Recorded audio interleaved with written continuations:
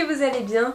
Bienvenue dans cette dernière vidéo du mois de décembre, oui aussi, mais aussi de l'année 2021. Et oui, je vous ai sorti toute une série de vlogmas jusqu'au 24-25 décembre et je vous avais pas retrouvé en vidéo depuis, donc j'espère que cette série de vidéos vous aura plu. Je vous retrouve dans cette vidéo parce que j'ai décidé de vous parler de développement personnel, de mes objectifs pour 2022, de ce qu'on peut appeler aussi résolution. Je vais aussi vous faire une petite rétrospection de mon année 2021. On va ressortir ensemble les moments bons et les moments un peu moins bons, et on va surtout voir que dans chaque moment, que ce soit les bons ou les moins bons, on peut ressortir quelque chose. Le but de cette vidéo est de vous aider à faire ressortir ce qu'il y avait de moins bien et ce qu'il y avait de bien dans votre année 2021 pour faire en sorte que l'année 2022 soit meilleure. Attention, vous mettez pas de pression, c'est pas parce qu'en 2021 vous avez fait ça qu'en 2022 faut absolument, mais disons que ça va permettre, c'est une vidéo pour vous booster, pour vous donner de la motivation. Je vais vous donner mes conseils, mes astuces et toute la motivation que je peux vous transmettre pour cette année 2022. Vous allez voir, moi aussi en 2021 il y a des choses que je m'étais plus ou moins fixées ou dites et que j'ai pas tenues, donc on va voir ensemble comment on peut faire pour mettre des choses en place. Je ne parle pas plus longtemps, on commence cette vidéo tout de suite. C'est parti pour mon retour sur cette année 2021. Bon alors, la réponse que vous attendiez tous, mon année 2021 a été une bonne année ou une mauvaise année? Échec ou réussite? Je suis partagée. Je ne pourrais pas dire que c'est une excellente année, comme je ne pourrais pas dire que c'était une année de merde, parce que il y a eu du très bon comme il y a eu du moins bon plus. Et au final, même si les moins bons moments ont été très compliqués, je vais revenir dessus, je trouve que ça m'a appris beaucoup de choses. J'ai surtout appris sur moi, parce que quand tout va bien, et c'est pas forcément là où on se remet en question, où on prend du recul et où on fait une sorte de rétrospection sur soi. Alors que cette année, je trouve qu'il y a eu beaucoup de moments, des périodes un peu charnières où j'avais l'impression que j'avais jamais vécu ça auparavant. Et même dans le moins bon, au final, j'arrive à en ressortir un peu de positif. Du coup, c'est vrai que je suis un peu partagée pour mon année. Après, honnêtement, j'ignore si il existe une année où c'est un long fleuve tranquille. On a tous des galères, on a tous des problèmes. Comme on a tous nos moments de joie, je pense que la vie, comme on dit, c'est une montagne russe, il y a des hauts, il y a des bas, et c'est comme ça, c'est la vie. Sans bas, il n'y aurait pas de haut, on profiterait même pas des hauts sans avoir connu la galère avant. Donc voilà, moi je dis qu'au final les deux font un bon équilibre. On a tendance à retenir le négatif. Si quelqu'un va te faire un compliment et juste après va dire ah mais j'aime pas trop ça, tu vas retenir le j'aime pas trop ça plutôt que le compliment. On est programmé comme ça à retenir ce qui nous impacte le plus. Malheureusement, on a tendance à plus retenir le négatif que le positif. C'est pour ça que j'ai eu l'idée sur mon compte Instagram de vous demander quel a été votre moment le plus heureux durant cette année 2021. Et j'ai eu beaucoup de surprises ou de belles choses, et je pense que ça a permis aux gens de retenir un moment qui les a rendus extrêmement heureux, de se dire bon ok, c'était pas si mal au final. Et voilà, je trouve, moi ça m'a beaucoup touchée de lire ça. Je dirais que les meilleurs moments passés en 2021 sont ceux avec les amis, la famille, très important. La construction de la maison aussi. Si vous venez d'arriver dans cette vidéo, vous allez peut-être pas comprendre, mais j'ai fait une catégorie rénovation où mon copain rénove une maison pour nous deux dans le but qu'on puisse habiter ensemble dans cette maison. Et c'est vrai que ça a été un peu l'ascenseur émotionnel, ce projet là, parce que c'était quelque chose de nouveau pour moi, c'est quelque chose qui me faisait peur. C'est vrai que du coup quand on est avec quelqu'un, on vit aussi des choses à travers lui par rapport à ses choix, à ses convictions, ses projets, ses valeurs. J'aime pas me lancer dans des trucs qui ont l'air insurmontable. La maison pour moi ça a été un moment heureux de mon année 2021, même si ça a été aussi des grands moments de galère pour nous deux, mais je parle aussi pour moi parce que du coup on est toujours en attente de cette maison là pour pouvoir y habiter, et c'est beaucoup de pression, beaucoup de stress et d'un côté beaucoup d'excitation parce que j'ai hâte d'y être. D'ailleurs j'espère que quand je regarderai cette vidéo dans un an, que j'aurai un regard critique par rapport à ce que je viens de vous filmer et que j'aurai accompli en 2022 des choses que j'espère accomplir là actuellement. Donc la mélodie de 2022, je compte sur toi. Faites pareil avec vous-même, vous allez voir, de vous challenger, de vous dire ok, je note mes objectifs pour 2022 et arrivé à la fin de 2022, je veux ressortir tout ça et voir ce que j'ai accompli ou pas, et à l'heure actuelle, qu'est-ce que j'en pense, si je pense toujours pareil ou pas. Donc voilà, pour la maison, j'espère que du coup en 2022 ce sera une année où on pourra vivre dans la maison et connaître du coup les joies et les galères de vraiment la vie de couple. Ça m'a appris au final à être patiente. Moi j'avais beaucoup de mal avec la patience. Quand je voulais quelque chose, il fallait que je l'ai aussitôt, sinon j'étais frustrée.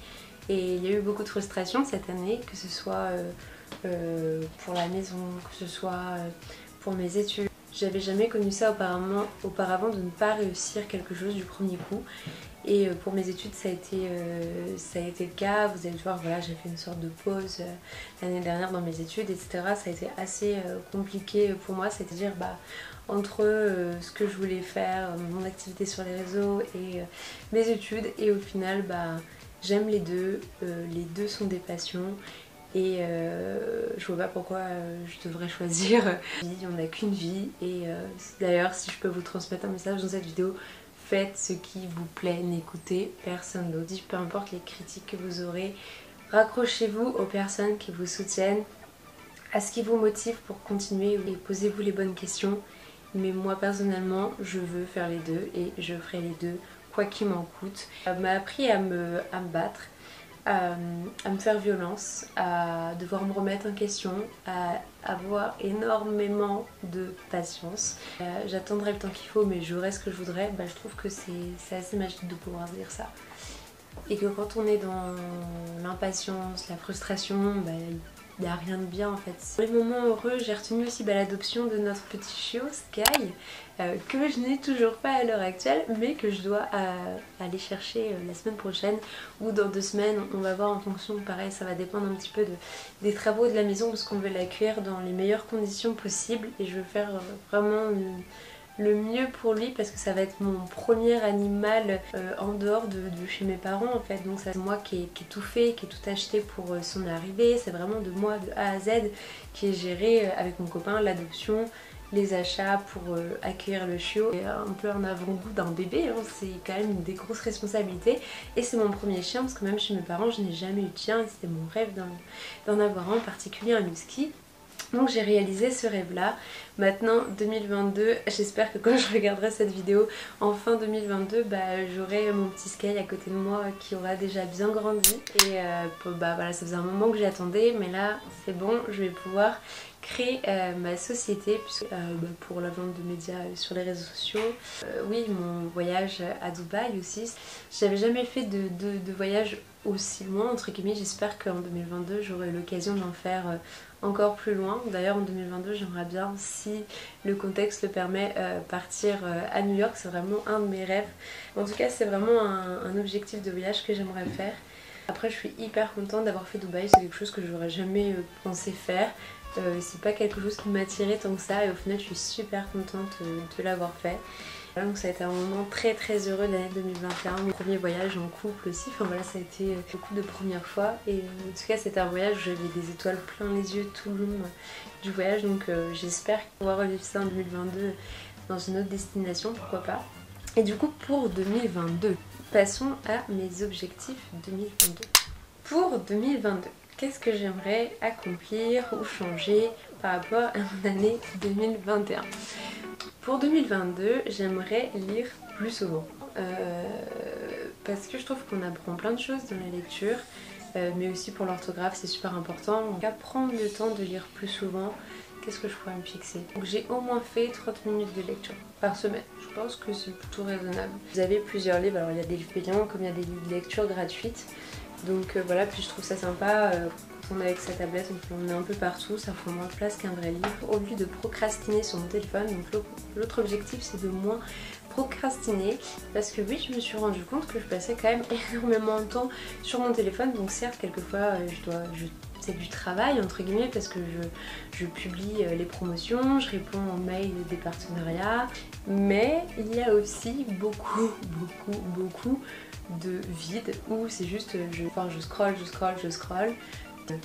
Surtout TikTok et Instagram parce que c'est du contenu rapide où tu vas consommer très rapidement, tu vas passer à autre chose et tu scrolles et des fois je me rends compte que je suis 1 heure comme ça quoi et que pendant ce temps là j'ai rien fait. Donc certes c'est bien parfois de se poser un peu mais je me dis je pourrais très bien me poser dans mon lit avec un livre et ce serait peut-être plus bénéfique que de scroller comme ça et de bourrer mon cerveau de bêtises au final, parce qu'on voit des choses bien sur les réseaux sociaux, je consomme rapidement comme ça juste histoire de faire passer le temps parce que c'est un réflexe, une habitude qu'on prend alors qu'au final on prend même pas le temps de vraiment regarder le contenu. C'est pas bénéfique, je trouve. Où il y a des moments où voilà, je viens de terminer une tâche et je dois passer à une autre tâche, je vais prendre mon téléphone parce que je viens de terminer la tâche et comme une sorte de récompense, mais sauf que je vais passer 1 heure sur mon téléphone et j'aurais perdu 1 heure et du coup ça décale tout ce que j'avais prévu de faire. Donc passer moins de temps sur mon téléphone, à part quand c'est pour travailler, et m'autoriser un peu de divertissement, donc on va dire c'est un deuxième objectif. Troisième objectif, et ça je pense que c'est un des plus gros, enfin j'aurais dû le mettre en premier d'ailleurs, c'est mon rapport à l'alimentation. C'est beaucoup mieux depuis mon anorexie, hein, ça n'a rien à voir. Sauf que j'ai quand même des grosses séquelles, j'en avais parlé dans une des dernières vidéos où je parle d'anorexie. Où je disais que voilà, par moment je vais sauter des repas, d'autres moments je vais manger beaucoup plus. C'est pas non plus des crises de boulimie, mais je vais manger beaucoup plus que d'habitude et après je vais pendant plusieurs jours me restreindre et sauter des repas et je vais pas manger équilibré. C'est pour ça que je vous ai rarement fait des vidéos alimentation. J'ai pris un peu de poids durant on va dire ces 2-3 dernières années, depuis que j'ai rencontré mon copain en fait. Moi j'estime que j'ai pris un petit peu de poids et que je pourrais être encore mieux dans ma peau. Après ça m'empêche pas d'avoir confiance en moi et de me sentir bien quand même, mais je sais que ça pourrait être mieux. Disons que voilà, il y a des moments où je saute des repas, il y a des moments où je vais manger trop de chocolat, il y a des moments où c'est pour ça que j'avais fait une vidéo cette année où j'étais 30 jours sans sucre. En tout cas pour 2022 j'aimerais avoir une alimentation plus équilibrée, essayer de manger un petit peu à tous les repas, donc de pas sauter de repas comme je le fais, mais pour autant manger un peu à tous les repas sans me goiffrer à un repas. Donc voilà mon plus gros objectif de 2022, qui est aussi une des grosses failles parce que ça fait partie d'un passé assez douloureux. Je pense que les séquelles de l'anorexie ça nous suit un peu toute une vie. Mais je sais que n'empêche j'en ai gagné un petit peu chaque année et j'espère que pour 2022 je réussirai à manger correctement et avoir un rapport plus sain avec la nourriture, comme je vous dis, sans ces moments de pulsion où je vais beaucoup manger et ces moments où je vais plus rien manger du tout. C'est pas bon pour mon corps, c'est pas bon pour ma santé et c'est le meilleur moyen d'être carencé. Donc voilà pour ça, et je crois que c'est déjà pas mal. Peut-être que ça vous aura donné des idées, peut-être aussi que ce que j'ai évoqué en vidéo vous aura parlé, et si c'est le cas, tant mieux. Si ça peut vous aider, franchement tant mieux, parce que c'est le but de cette vidéo. Je vous souhaite surtout de très bonnes fêtes de fin d'année. Vous regarderez cette vidéo, on sera en 2022. Là actuellement on est le 31 décembre. Donc voilà, je vous souhaite en tout cas de très bonnes fêtes de fin d'année, une très bonne année 2022, plein de bonnes choses. Et je vous dis à très bientôt pour une prochaine vidéo. Ciao ciao.